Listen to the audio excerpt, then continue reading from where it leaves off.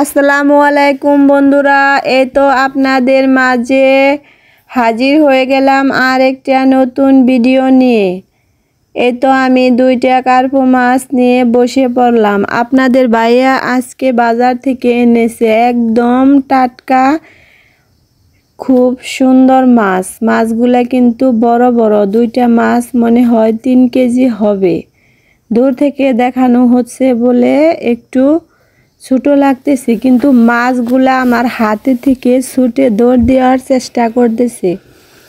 আজকে বন্ধুরা তোমাদের সাথে একটি গল্প করব প্রবাসী ভাইয়ের। প্রবাসী ভাই শুধু বলে আমার গল্পটা একটু তুলে ধরো। ভাইটা কিন্তু অনেক সরল সোজা। ভাই একদিন বিদেশ চলে গেল। বিদেশ চলে যাওয়ার পর তার বউ বাচ্চা মা বাবার কাছে রেখে গেল। কিছুদিন যাওয়ার পরে তার ভালো সুযোগ সুবিধা হলো। কিছু হালকা পাতলা টাকা পয়সা তার বাবা মাকে দিত, কিন্তু তার বউ কখনো সেটা সহ্য করতো না। কার সাথে এরকম হয় সেটা কিন্তু অবশ্যই কমেন্টে বলবেন, বা হয়েছে কোন এলাকায়। মানে বউ সহ্য করতো না, এরকম করে টাকা পয়সা মা বাবাকে দেয় কেন? মানুষটা কিন্তু সরল সোজা ছিল। সরল সোজা বলেই সে যে যা বলতো তাই শুনতো।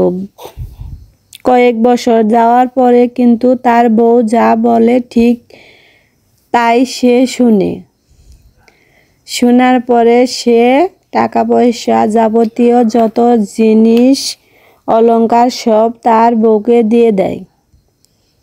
দিয়ে দেওয়ার পরে কয়েক বছর যায়, আরও 2-1 বছর যায়। যাওয়ার পরে বউ কিন্তু টাকা পয়সা নিয়ে চম্পট মারে, চলে যায় বাবার বাড়ি। বাবার বাড়ি চলে যাওয়ার পরে হালকা পাতলা স্বামীর সাথে সম্পর্ক রাখে, কিন্তু তার মনে যে এরকম আশা, সে কখনোই ওই স্বামীর সাথে সংসার করবে না। শুধু তার ভালোবাসার কারণ হচ্ছে টাকা পয়সা, স্বর্ণ অলংকার।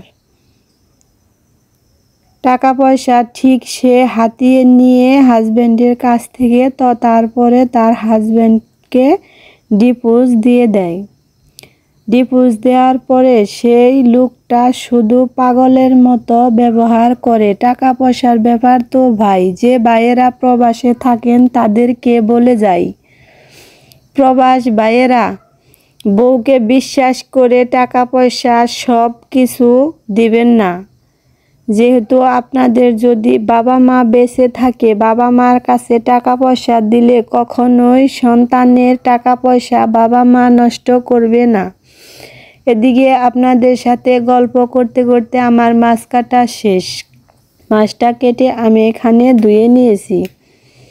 দেখতে থাকেন বন্ধুরা। বাবা মার কাছে টাকা পয়সা দিলে কিন্তু বাবা মায় সন্তানের ভালোর জন্যই টাকা পয়সা রেখে দেওয়ার চেষ্টা করবে।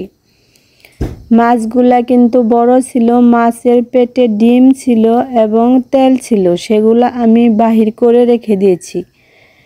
এখন আমি চলে গেলাম আমার বেগুন টালে। আমার শ্বশুর আব্বু বলতেছে বেগুন, বোমা বেগুন এনে আমাকে রান্না করে দিবে। তাই শ্বশুর আব্বার কথা মতো 3-4টা বেগুন নিয়ে আসলাম আমি। ওই যে প্রবাসী ভাইয়ের কথা বলতেছিলাম, প্রবাসী ভাইকে এমন ধোঁকা দিয়েছে, কিন্তু তার জীবনে আর কিছুই নাই। যত টাকা পয়সা স্বর্ণ অলংকার গয়না ছিল সব টাকা পয়সাই কিন্তু মেরে দিয়ে নিয়ে চলে গেছে। একটা ছেলে ছিল, তাও কিন্তু তাকে দেখতে পারে না। এই তো দেখেন কিউটে ডিব্বা একটা জিনিস আপনাদেরকে দেখাইতেছে। এই যে এটা কিন্তু আমার তাওই বাড়ির ভিডিও আপনাদেরকে দেখাবো অবশ্যই। নতুন ইষ্টি, তাই ভিডিও করা হয় নাই।